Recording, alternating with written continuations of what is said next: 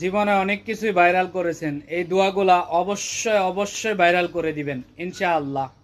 লা ইলাহা ইল্লাল্লাহুল মালিকুল হাক্কুল মুবিন বেশি বেশি পাঠ করুন। আল্লাহ তাআলা আপনাকে অধিক পরিমাণ সম্পদ দান করবেন। যারা রোজা রেখেছেন, রোজা রেখে এই দোয়া বেশি বেশি পাঠ করবেন ইনশাআল্লাহ। লা ইলাহা ইল্লা আনতা সুবহানাকা ইন্নী কুনতু মিনাজ জালিমিন। যারা বিপদে আছেন, মুসিবতে আছেন, সমস্যায় আছেন, তারা বেশি বেশি এই দোয়া পাঠ করুন।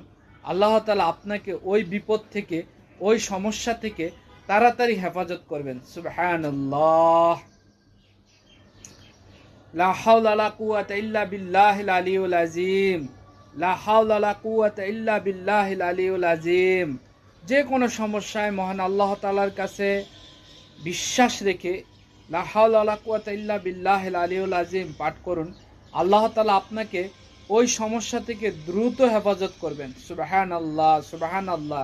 এবং প্রিয় নবী হযরত মুহাম্মদ সাল্লাল্লাহু আলাইহি সাল্লাম বলেছেন, এটা 70 প্রকার বিপদ থেকে হেফাজতের দোয়া। লা হাওলা ওয়ালা কুওয়াতা ইল্লা বিল্লাহিল আলিয়্যিল আযীম। ভাই, জীবনে অনেক কিছু, অনেক জায়গায় আপনারা ভাইরাল করেছেন। এই 3টি দোয়া ভাইরাল করবেন, হাজারো মানুষ জানবে, শুনবে। এর বিনিময়ে আল্লাহ তাআলা আপনাকে